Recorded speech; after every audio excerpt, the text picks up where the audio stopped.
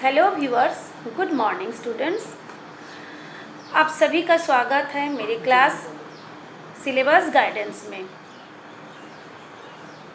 Previous class में हमने VBT valence bond theory, जो कि कोऑर्डिनेशन कंपाउंड का एक पार्ट टॉपिक था, उसके बारे में डिस्कस किए। आज हम जो कोऑर्डिनेशन कंपाउंड के जो वैलेंस बॉन्ड थ्योरी को जो रूल है उसको हम लोग एग्जाम्पल से समझेंगे। साथ ही हम लोग जो अनुचुंबकीय और जो प्रतिचुंबकीय होता है यौगिक कंपाउंड, उसके बारे में भी स्टडी करेंगे। ठीक है, तो चलिए शुरू करते हैं। तो जो वैलेंस बॉन्ड थ्योरी में जो हम लोग आज समझाने वाले हैं, एक एग्जाम्पल से समझाते हैं। एक देखिए आप लोग, एग्जाम्पल है CrNH3 3+, यानी CrNH3 को एक स्क्वायर ब्रैकेट में रखा गया है और 3+ जो है उसकी आयन है। तो इसका नाम क्या होगा? इसका नाम होगा हेक्साएमीन क्रोमियम थर्ड आयन। ठीक है, हेक्साएमीन क्रोमियम थर्ड आयन।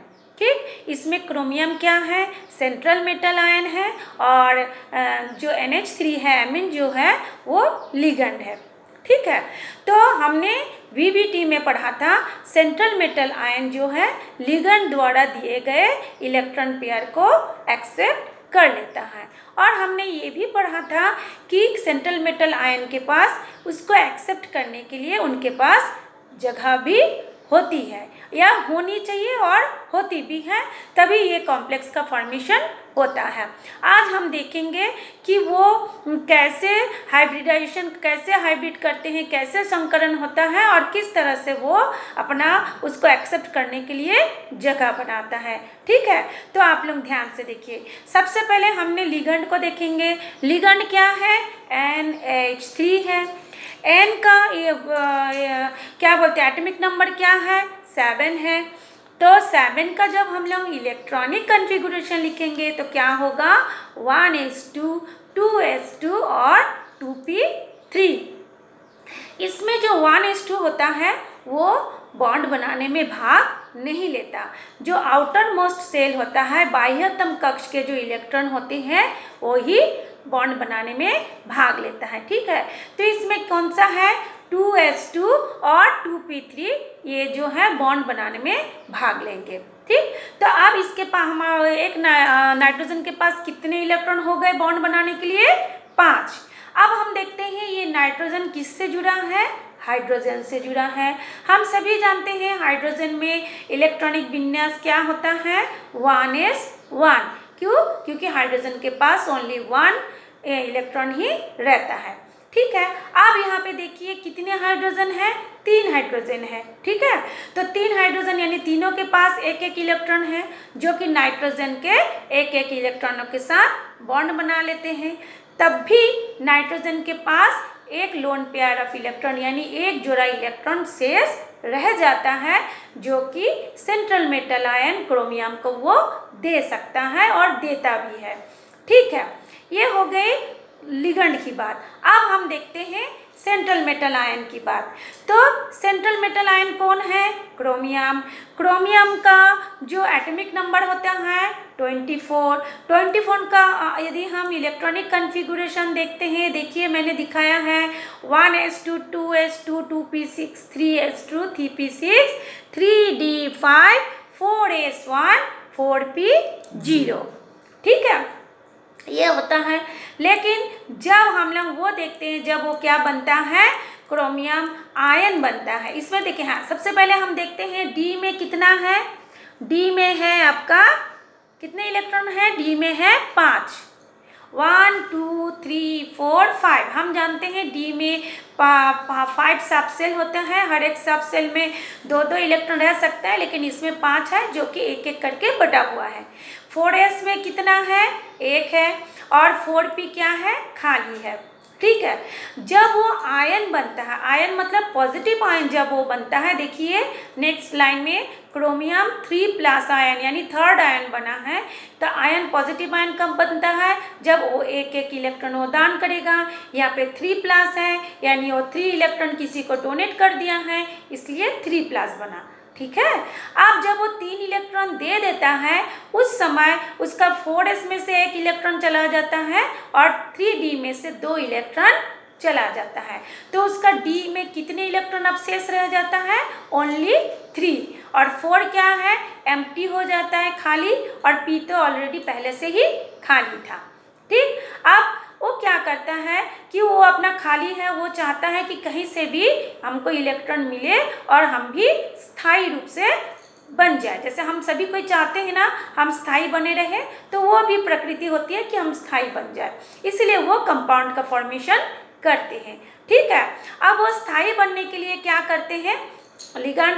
अब ये लिगेंड से आप जुड़ते हैं। लिगेंड क्या है? NH3। NH3 में एक NH3 में 2 है इलेक्ट्रॉन देने की क्षमता, तो 6 NH3 में कितना हो गया? टोटल कितना हो जाएगा? 12 होगा ना, 6 दूनी 12 हो जाता है। ठीक, अब वो देखिए लिगेंड जो होता है NH3 में 2 जो है वो हमने देखिए अब इसमें जो संकरण होगा किसके किसके बीच में? NH3 और क्रोमियम के बीच में संकरण होगा। तो क्रोमियम का कितना सेल भाग लेगा संकरण में? D का 2 भाग लेगा, S का 1 भाग लेगा और P का 3 भाग लेगा, क्योंकि S में एक ही खाने होते हैं, एक ही सब सेल होते हैं, और P में 3 होते हैं, D में 5 होता है, 5 में से 3 भरा हुआ है, 2 खाली है। ठीक है, तो D2sp3 इसमें अभी संकरण होगा। अब हम लोग नेक्स्ट लाइन पे देखते हैं। देखिए नेक्स्ट लाइन पे हमने डॉट डॉट डॉट डॉट करके दिखाया गया है इसको। ये देखिए NH3 क्या होता है, उसका जो एरो का साइन है देखिए वो सब सेल की तरफ दिया हुआ है एरो का साइन। उस एरो साइन मतलब वो 2-2 इलेक्ट्रॉन दे रहे हैं, हर एक NH3 2-2 इलेक्ट्रॉन दे रहा है। तो कितने कितने किसके किसके बीच में संकरण हुआ? D2 एक S किसका S था? 4 का S, 4s और 4p में, तो सभी में हम जानते हैं एक एक जोड़ा इलेक्ट्रॉन रह सकता है, इसलिए इसका संकरण हो जाएगा D2sp3। अब समझ में आया कि उसके पास खाली जगह कहाँ से होता है और वो संकरण का निर्माण कैसे करके कॉम्प्लेक्स माने जटिल संकरण बनाते हैं, आपको समझ में आया होगा। अब देखिए स्क्वायर ब्रैकेट में वो किस कैसे रहता है। क्रोमियम बीच में है, 6 NH3 है, देखिए कैसे बसा हुआ है। अब देखिए क्रोमियम थर्ड आयन जो होता है वो उसमें देखिए 2 3D, एक 4s और 3 4p कक्षक जो है संकरित होकर D2sp3 संकर कक्षक बनाते हैं, जिनकी ऊर्जा समान होती है, जो क्या होता है अष्टफलक के कोनों की ओर निर्दिष्ट रहता है, 8 फलक के कोनों की ओर वो दिशा करके वो दिखाया गया है।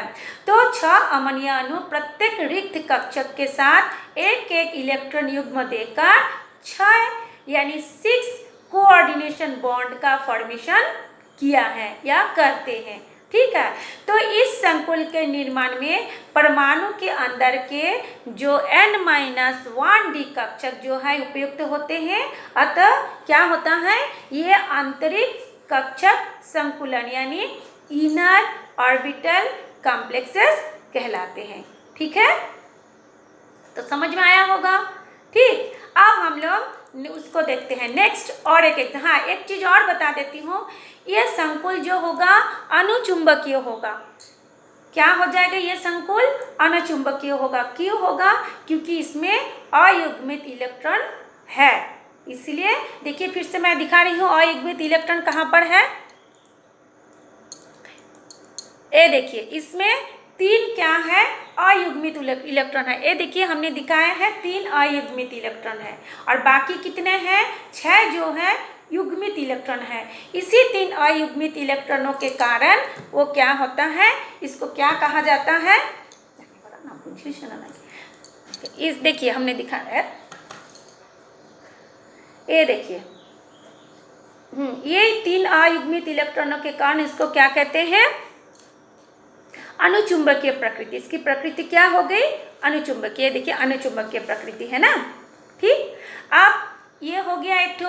अब हम पढ़ेंगे कि जो जब दो इलेक्ट्रॉन रहता है, मतलब जिसमें खाली ना रहे, एक एक इलेक्ट्रॉन ना रहे, युग्मित इलेक्ट्रॉन रहता है, तब क्या होगा उसको हम लोग एक दूसरा एग्जाम्पल से समझेंगे। ठीक है, तो उसका दूसरा एग्जाम्पल देखिए, हमने दिखाया है हेक्सा साइनोफेरेट 2 आयन, यानी square bracket Fe, first bracket Cn6, square bracket close 4-। ठीक है, इसमें सेंट्रल मेटल आयन कौन सा है, समझ गए होंगे कि इसमें सेंट्रल मेटल आयन है Fe। ठीक है, इसका पहले हम इलेक्ट्रॉनिक एटॉमिक नंबर कितना होता है 26 के बाद हम इसका इलेक्ट्रॉनिक कॉन्फ़िगरेशन देखेंगे। इलेक्ट्रॉनिक कॉन्फ़िगरेशन क्या है, 1s2 2s2 2p6 3s2 3p6 3d6 4s2 4p0। ठीक है, इसका ये हो गया इलेक्ट्रॉनिक कॉन्फ़िगरेशन। तो हम देखिए सीधा उसको दिखा रहे हैं, 3D से दिखा रहे हैं। D में कितना है 1 2 3 4 5 6 है, 4 में कितना है 2 है, और P क्या है एम्प्टी है, यानी खाली है, कुछ भी नहीं है। लेकिन अभी अभी हमने बताया जब वो पॉजिटिव आयन बनता है तो अपने में से इलेक्ट्रॉन को वो डोनेट करता है। तो ये कितने पॉजिटिव आयन बना है 2+, Fe2+, यानी 2+ बनने के लिए वो कितने इलेक्ट्रॉन को डोनेट किए होंगे 2, है ना। जब देता है तो धनायन होता है। तो Fe2 अवस्था में फिर उसकी इलेक्ट्रॉनिक विन्यास कैसे हो जाएगा, 3D में जो आपका क्षय था अब उसमें इसमें भी क्षय होगा, लेकिन 4s में जो 2 था वो खाली हो गया, क्योंकि वो तो 2 इलेक्ट्रॉन को आउटर मोस्ट सेल से दे दिया है ना, डोनेट कर दिया है किसी को। ठीक, अब हम लोग इसका वो देखते हैं, क्या बोलते हैं कि जब वो Cn माने जो इसका लिगेंड है, Cn जब उसको इलेक्ट्रॉन दे रहा है तब उसमें कैसा दिखेगा। तो Cn में जब देगा तो Cn में जो देखिए 3D अवस्था में जो 6 इलेक्ट्रॉन है, मतलब उसमें से एक में जोड़ा है, बाकी सब में सिंगल सिंगल है। वो सिंगल सिंगल जितने भी इलेक्ट्रॉन है वो किस में आ जाता है, लेफ्ट में जो खाली खाली है उसमें आ गया। ठीक, इसमें देखिए 3 जोड़े इलेक्ट्रॉन बन गए हैं। अब इसमें एक क्वेश्चन आता है कि ऐसे कैसे उन लोग वहाँ से यहाँ पे ट्रांसफ़र होके आ गए हैं, ये भी तो एक बात है ना, अपने मन से तो नहीं आए होंगे। हाँ, इसका भी एक कारण है, क्योंकि इसमें जो Cn है वो प्रबल लिगेंड है, माने स्ट्रॉन्ग लिगेंड है, और पहले जो था वो वीक मतलब वो वीक लिगेंड था। ठीक है, स्ट्रॉन्ग लिगेंड है। अब ये स्ट्रॉन्ग लिगेंड और वीक लिगेंड क्या है हम इसके बाद थोड़ा सा डिस्कस करेंगे। हमने आपको दिखाया है, इसी वीडियो में दिखाऊंगी, पहले हम इसके बारे में डिस्कस कर लेते हैं। अब ये स्ट्रॉन्ग लिगेंड के कारण वो जो इलेक्ट्रॉन है वो लेफ्ट साइड में आके पेयर बन जाता है। अब उसके पास कितने खाली हो गई, देखिए D में 2 खाली हो गया, एक S और 3 P। तो इसमें भी क्या होगा D2sp3।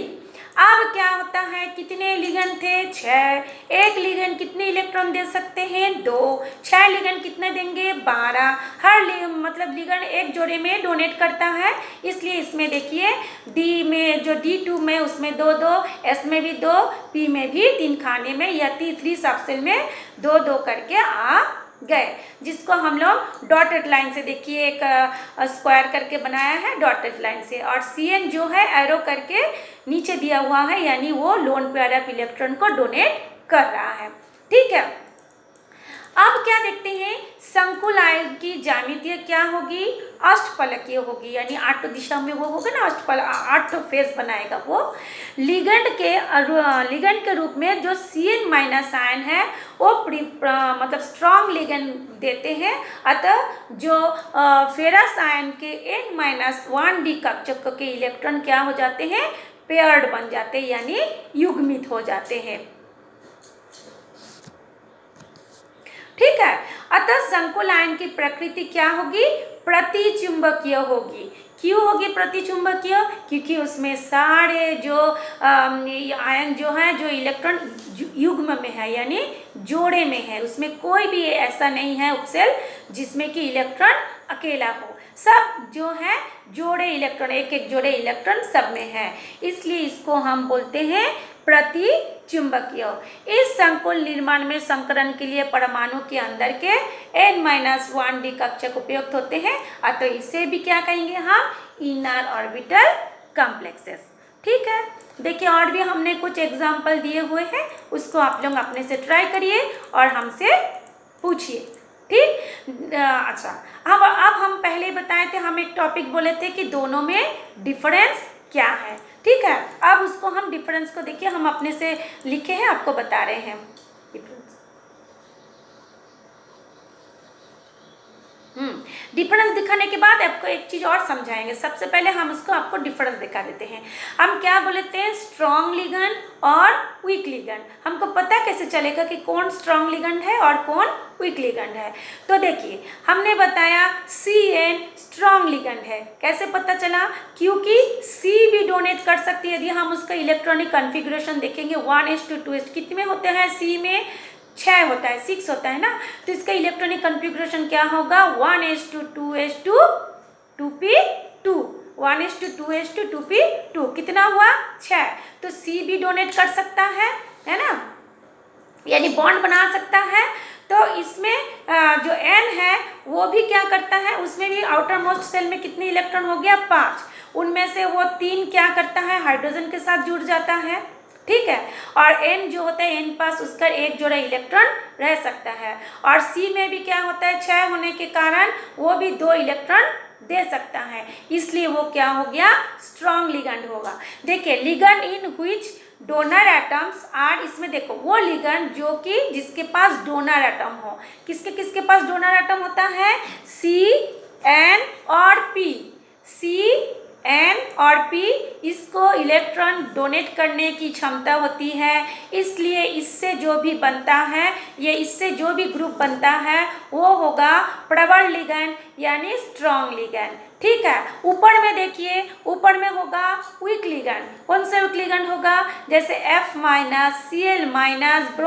Br-, I-, OH-, ये सब क्या होता है, वो क्या करता है, इलेक्ट्रॉन को डोनेट नहीं कर सकता, वो लेता है, माइनस है, वो क्या करता है, लेता है, इसलिए वो क्या हो जाएगा, वीक लिगेंड होगा। यानी जो कि फ्लोरीन से स्टार्ट होगा या क्लोरीन से या ब्रोमीन से या आयोडीन से या OH से या HCN से या C2H4 से स्टार्ट होता है, वो क्या करते हैं, वो वीक लिगेंड होता है। वो तो दे सकता है लेकिन वो क्या होता है, वीक लिगेंड है। और स्ट्रॉन्ग लिगेंड जिसमें दोनों दे सकते हैं, जैसे CN में C भी दे सकता है, N भी दे सकता है, NC में N भी दे सकता है, C भी दे सकता है, तो इसलिए वो दोनों क्या हो जाएगा, स्ट्रॉन्ग लिगेंड हो जाएगा। ठीक, तो अब समझ में आया होगा वीक लिगेंड स्ट्रॉन्ग लिगेंड क्या है। अब हम लोग नेक्स्ट टॉपिक पे जाते हैं। आपका नेक्स्ट टॉपिक है, एक एग्जाम्पल है, उसमें एक क्वेश्चन भी आता है कि CrNH3 अनुचुंबकीय है, जबकि NiCN4 प्रतिचुंबकीय है, ऐसा क्यों? ठीक है, ये क्वेश्चन है। क्वेश्चन कभी कभी आता है आप लोगों में कि एक जो है प्रतिचुंबकीय है और एक जो है अनुचुंबकीय है। क्यों? क्योंकि अभी जो हमने आपको बताया, जितने सारे भी एग्जाम्पल देके, chromium hexa amine chromium third या जो फेरस का एक एग्जाम्पल देके बताए थे, सेम वही आंसर इसमें भी होगा।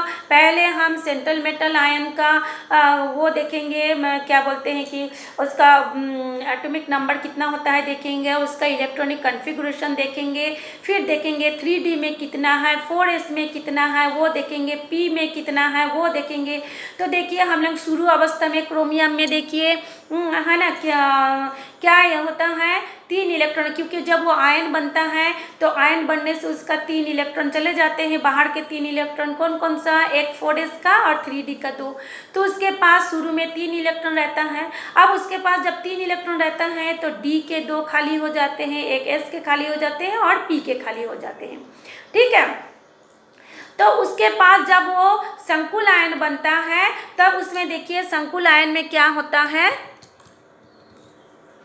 दिखाने संकुल, हाँ, संकुल आयन में क्या, देखिए अब इसके पास क्या हो गया, जब वो संकुल आयन बनता है तो उसमें ये जो आपका डी का 2, 1 का S और 3 का P मिला करके ये आपका कॉम्प्लेक्स बना लेता है, मतलब बॉन्ड बना लेता है, और डी में उसका सिर्फ 3 इलेक्ट्रॉन ही रह जाता है।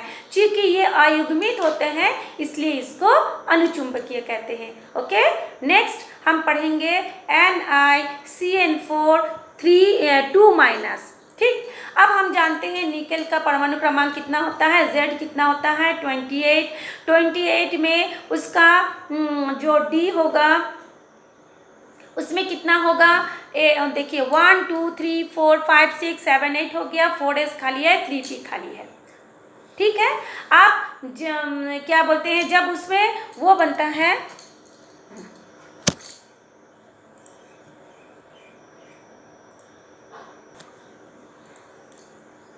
तो देखिए ये जो 3D में हमने वो हाईलाइटेड करके बताते हैं। 3D में कितना होता है 1 2 3 4 5 6 7 8 है। ठीक है, ये हो गया आपका निकेल का, S भी खाली है, P भी खाली है। ठीक, जब अब आप देखिए जब वो संकरण होता है, जब वो संकरण होता है उसमें देखिए वो क्या होता है कि उसका जो ये यहाँ का जो N में 3D में जो 1 इलेक्ट्रॉन था वो दोनों आपस में क्या बना लेते हैं, जब वो आयन बनता है वो निकल जाता है। जब वो आयन बनता है वो क्या होता है, वो निकल जाता है। तो निकल जाने के बाद उसके बाद क्या क्या खाली रह जाता है, या जब अगर वो मतलब 2 जो ये इलेक्ट्रॉन है पहले तो वो आयन बनता है, आयन बनने के बाद जो खाली 2 इलेक्ट्रॉन रहता है वो लिगेंड के कारण जोड़ा बना लेते हैं। अब उसके पास डी में केवल एक खाना खाली रहता है और एस भी खाली रहता है, पी भी खाली रहता है, और वो खाली जगह में कौन आ जाता है, ये जो CN चार्ज जो लिगेंड है वो अपना एक एक जोड़ा इलेक्ट्रॉन उसको देता है, जिसको हमने देखिए क्रॉस करके हाईलाइटेड करके बताया है। अब इसका संकरण कौन सा हो जाएगा, क्योंकि D है 1 तो DS क्या है 1 तो 1s, और P कितना है 2 तो DsP2 संकरण वो बना लेता है, समान ऊर्जा वाले समान कक्षकों वाले समान ऊर्जा बना लेता है। इस संकुल में अयुग्मित इलेक्ट्रॉन अनुपस्थित है, यानी अयुग्मित इलेक्ट्रॉन एक भी नहीं है। अतः ये क्या होगा, अभी बताया था ना, ये होगा प्रतिचुंबकीय, क्योंकि यदि अयुग्मित इलेक्ट्रॉन होता तो वो अनुचुंबकीय होता। ठीक है,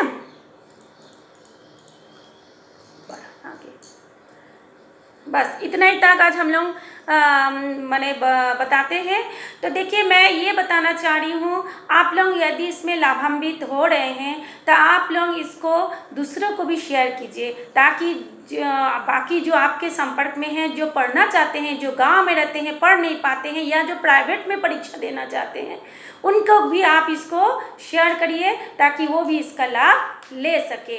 और मैंने पूरी कोशिश की है कि आपको समझाने की, मेरे तरफ से आशा करती हूँ समझ में आया होगा। तो आप पढ़िए, मन लगाकर पढ़िए, पूछिए, हमसे प्रश्न पूछिए और दूसरों को भी शेयर करिए। Thank you. कौन बटन था?